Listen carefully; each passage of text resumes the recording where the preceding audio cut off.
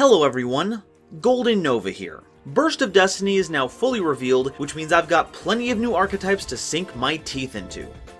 Well, eventually. I've got videos planned out for the rest of the month, so I'm not going to be able to make an update to the Albaz storyline until early August, but don't you worry, because I've got another lore video coming out very soon that a lot of you have been requesting. But that's a pretty long time to wait before talking about the latest and greatest from Konami's R&D department, so to help tide you all over, instead of waiting until the new year to cover them in a more broad update video, I've decided it's time for Suship and Magikey re-explained.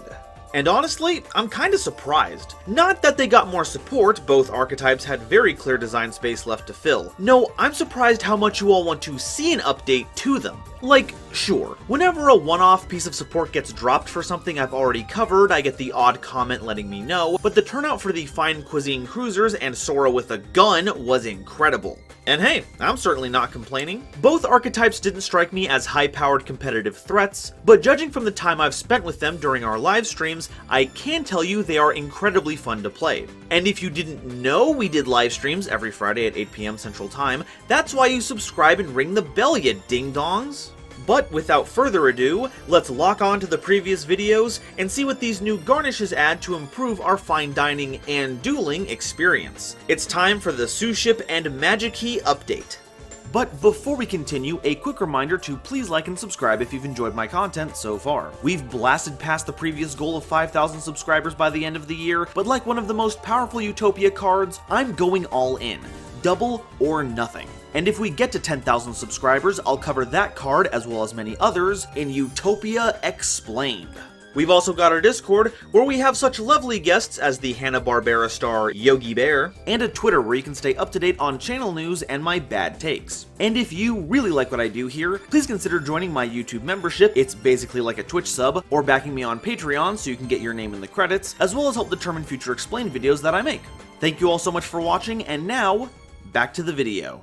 To start, I'm going to be talking about these new cards in a way that focuses on how they improve or change how the existing archetype plays. So if you haven't already seen my videos on Suship and Magikeys, I'd highly recommend doing so. But if you're the kind of person who likes jumping into shows partway through, Suships are an Xyz-centered archetype that's all about utilizing Rice Suship. Every card in the theme either requires or benefits you in some way from involving it, and that makes sense, because we're making sushi ships, not sashimi ships. Our first card is Icefish Suship. They have 200 attack and 250 defense, and if you control a Rice Suship, or any Xyz monster with Rice Suship as material, you can special summon them from your hand. Also, during your main phase, you can special summon any Suship monster in your hand, except another copy of themselves. Then you can take any number of Rice Suships from your deck or grave, and place them on top of your deck in any order. Currently, I'm unclear if it can stack cards from your deck and grave, since it only says or, and these things tend to have very specific wording, but either way, it's an excellent way for extending your plays. As I predicted, /expected, /hoped, the Suship Xyz monsters all draw you a card when you use Rice Suship as an Xyz material for them. By stacking them on top of your deck, you're removing the possibility of a different top deck, but you are ensuring that you'll have the appropriate monster to continue your combos, so you don't have to go fishing for them. And while we're on the subject, let's talk about their Xyz form. Carrier Ship Icefish Class Auxiliary Dish. They have 2200 attack and 250 defense, and require any 2 level 4 monsters as material. While they're on the field, along with a face-up card in any field zone, your Suship monsters special summoned from the extra deck can't be destroyed by your opponent's card effects, and they gain attack equal to their defense. Also, if Xyz summoned, you get to draw a card if you used Rice Suship, and if you used Icefish Suship, you get to add any Suship spell or trap from your deck to your hand, which means you get immediate access to your field spell. This Xyz really does a lot to carry your team. Next in line is Urchin Suship, the first level 5 of the bunch. They have 900 attack and 500 defense, and you can target a Suship monster you control to make it become level 4 or 5. Then you can add a Rice Suship from your deck to your hand. Also, while in the hand, you can reveal any other Suship card, so that means monster, spell, or trap, special summon Urchin, then place the revealed card on the bottom of your deck, unless it was a Rice Suship, in which case you special summon it. An incredible way to deploy material without having to use your normal summon. You always want to see Urchin to get your plays going. But I'm sorry, when I think urchins, this is not the kind of meat I expected to see inside, and it's kind of making me queasy. Can we move on to the next monster? Okay, it's not as high detail, so that's better. Anyway, let me introduce you to Super Dreadnought Suship Urchin Class Second War Dish. To go with Urchin, there are first rank 5, requiring any 2 level 5 monsters as material. They have 2900 attack and 500 defense, and during your main phase or your opponent's battle phase as a quick effect, you can target face-up cards your opponent controls up to the number of Suship monsters you control, special summon from the extra deck, and negate their effects. Notably, the negation doesn't say until the end of the turn, so while you can't jump this on your opponent during their main phase, if you hit something on your turn that's going to stick around for a while, it's blanked for good. And when Xyz summoned, you get that Rice Suship draw, as well as allowing second War Dish to attack directly if you use Urchin, which is huge. 2900 is already a big body, but when Carrier Suship's effect is active, that jumps to 3400. Also, while there is a once per turn clause on the Xyz summon effect, there isn't one on the effect negation, so multiple second War Dishes can get out of hand quickly. It doesn't even detach material, which is actually kind of bad. In fact, none of them detach material for anything. That means Rice Suships are going to be stuck under Xyz monsters, and we need to keep them in rotation to keep getting those good Xyz summons. Remember, all the bonus effects apply at time of summon and don't require us to keep those monsters on them to get those effects. We could always wait for them to leave the field, sure, but we want to keep as many of the extra deck summoned Suships on board as possible to benefit from their best effects. So effects that let us detach Xyz material for value are going to be at a premium. We may also see some Suship support in the future that temporarily banishes these Xyz monsters, kinda like a Farfa effect, which would free up the material, and when they return, they would remember where they were summoned from to maintain those effects. It's a lot of effects and stuff to keep up with, but it is well worth it, so make sure to work through it and keep your chin up. So how do these new cards change things up? Well, we have more Suships we can float into with our Field Spell's effect, we'll have more consistency overall with Icefish's effect, both as a main deck and extra deck monster, and Urchin's ability to attack directly means you'll have a better chance at triggering our Roic Xyz monster's destruction effect. All in all, the deck is stronger, though not so much that it threatens to be tiered, but it does mean that when you play it, you'll play it at its best more often, so you can send even more scrumptious salvos your opponent's way. Alright, on to the Magikey monsters. They care about having Magikey or normal monsters in your grave of a variety of attributes to take full advantage of their effects. Previously, they only had Ritual and Fusion monsters available as their special monster types, summoned by the wonderful Magikey Maftia that could Fusion or Ritual summon, but as I predicted, they now have access to Xyz and Synchros. I mean, as far as predictions go, this one was kind of a gimme. I mean, 2 of their monsters were tuners, it was bound to happen, but I'll take my victories where I can get them. First, let's talk about our new enabler for the new summoning types we have access to. Greater Magikey Maftiel, who appears to be the spirit inhabiting Clavis's gun. They're a level 4 Light Fiend tuner monster with 1600 attack and defense, and cannot be used as Synchro or Xyz material except for a Magikey monster. If you control a Magikey monster, you can reveal Maftiel in your hand to gain an additional normal summon of a Magikey monster that turn. Also, when normal summoned, you can target any level 4 or lower normal monster or Magikey in your grave and special summon it in defense position. Great for helping you get normal monsters onto the board to maximize the original Maftia's effect, and of course enabling our new monsters, Maftiel is going to be just as important, if not more important, to have in hand than the original Clavis. And funnily enough, this does not exclude itself when it comes to its special summoning effect, so you can have 2 Demon Hunks. Our new Xyz representative is Magikey Possessed Spirit Waparthu. They're a rank 4 water sea serpent monster with 2000 attack and defense, requiring any 2 level 4 monsters. If Xyz summoned, you can detach a material to add a level 4 or higher normal monster from your deck or grave to your hand. Also, if they have a normal monster as material, they gain an additional effect. At the start of the damage step, if Waparthu battles an opponent's monster with the same attribute as a normal monster or Magikey in your grave, you can detach a material to make your opponent send that battling monster to the grave. A nifty, all-purpose battle answer that searches your Clavis when you make it, or really any big normal monster if you prefer. I look forward to playing the Metal Foes Magikey deck where you can use this to search some scales. The typing of Sea Serpent is also a little weird, but makes more sense considering it's supposed to be based on another demon of the Ars Goetia, namely Vepr, a great Duke of Hell that governs the waters. That also explains why it's so splashable in normal monster decks. Our new Synchro monster is Magikey Mutated Ogre Transfermine. They're a level 8 Fire Thunder monster with 2800 attack and defense, requiring a Magikey tuner and one or more non-tuner normal monsters. They can make up to 2 attacks on monsters during each battle phase, and once per turn during your main phase. If Transfermine was Synchro summoned, and was done so using monsters of 2 or more different attributes, you can just set a Magikey spell or trap from your deck to your spell and trap zone specifically, so you cannot grab the field spell with this.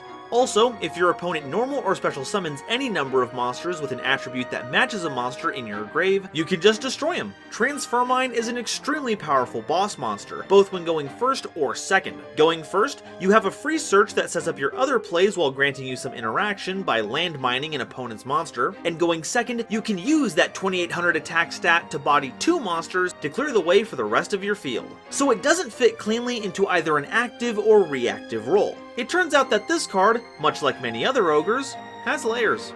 Magikey Battle is a quick play spell that has you targeting a normal monster, Magikey monster, or Magikey Maftia, that spell we talked about earlier that can either fusion or ritual summon, and shuffle it back into your deck. But wait, there's more. Because if you activated Battle in response to the activation of an opponent's card or effect, your non-token normal monsters and Magikey monsters become unaffected by that opponent's effect. This starts as a nice way to recycle Maftia, and let's be real, it's just going to be recycling Maftia. You want those monsters in the grave, and when you need it, it can also blank a piece of interaction that goes for your monsters. Lightning Storm, Infinite Impermanence, Ice Dragon's Prison, Borreload Savage Dragon, Appaloosa, Nibiru. I've gotta say, when I first saw this card, I was underwhelmed, but the more I think about it, the more this makes me think Magikey may be rogue playable off the back of this card alone, being able to push through interaction to bring the battle to your opponent.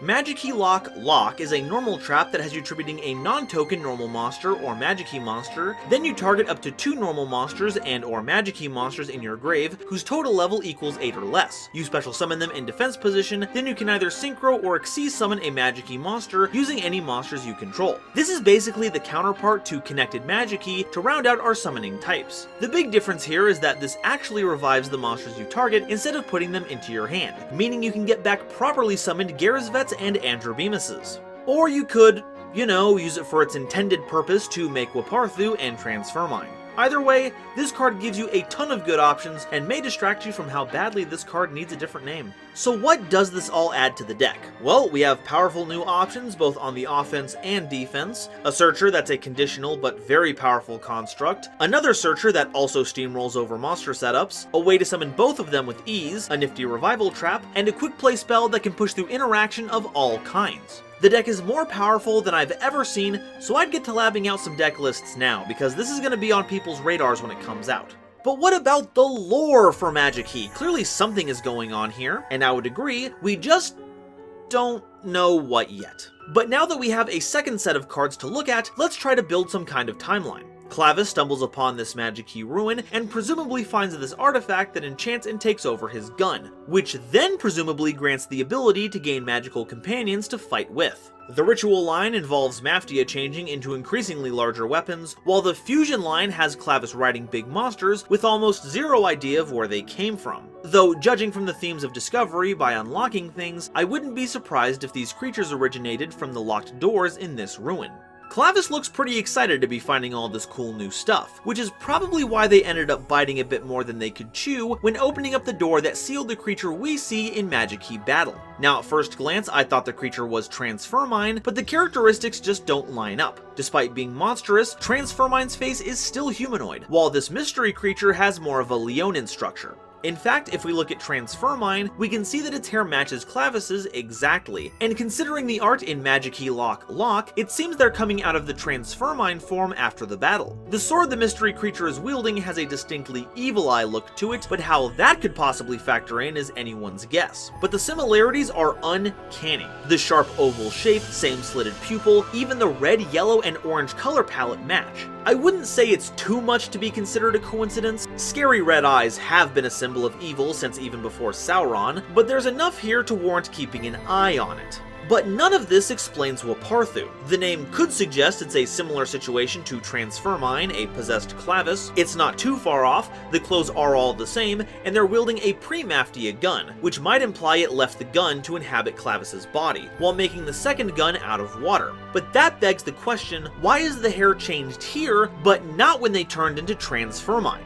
The suit being blue instead of purple could be written off as part of the lighting, but even the shock of purple in his hair seems to have turned blonde, and the blonde part became blue. And looking at the outfit closely enough, the clasp looks rather different, though that could be the angle not giving a good view. And of course there's that ominous, glowing eye.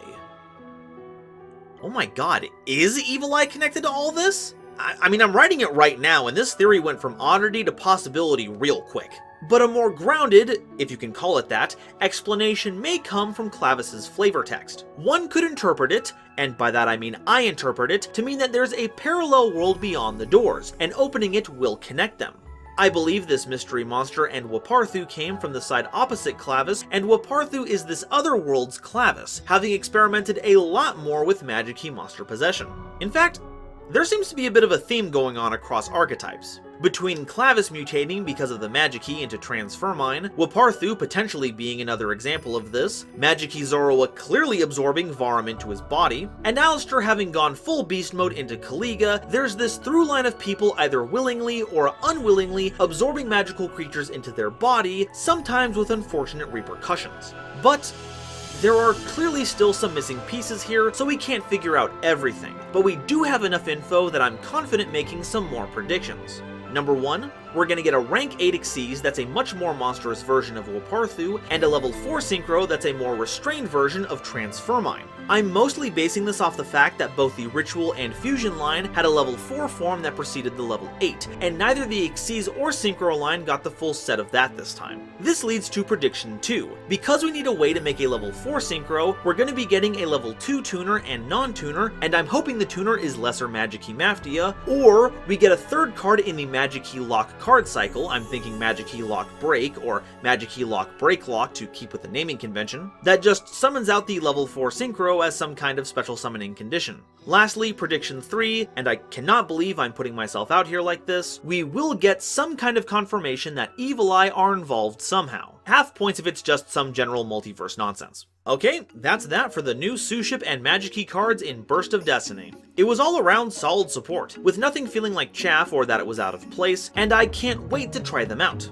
But now, I want to hear what you all have to say. Which archetype do you think got the better support out of this set? Any lore predictions for Magikey? And what kind of delicacy do you think will grace the Suship manufacturing line in the future? Let me know in the comments, and if you haven't already, please make sure to like, subscribe, and share this video around. It really does a lot to help me out. I'd also like to take this time to thank my lovely patrons, including this month's illustrious Quasar Commander, J. Eerie Boy, as well as Nebula Navigators, the Wizard Moose, and the Fresh Prince of Conair, our Cosmic Crusaders, Chaz Ghost, Colin Todd, Panda PLS, Legendary Raven, and Shep Shao Shep, as well as the lovely Starlight Explorers you see on screen now. If you like what you saw and want to fund the future of this channel, please consider joining as a YouTube member. It's basically like a Twitch sub, or supporting me on Patreon, all of which come with some pretty sweet perks. And if for some reason you never got caught up on the original videos for these cards, then no worries, I've got you covered. Click on these boxes to check out Suship Explained and Magikey Explained. Thank you all so much for watching, and I'll see you next time.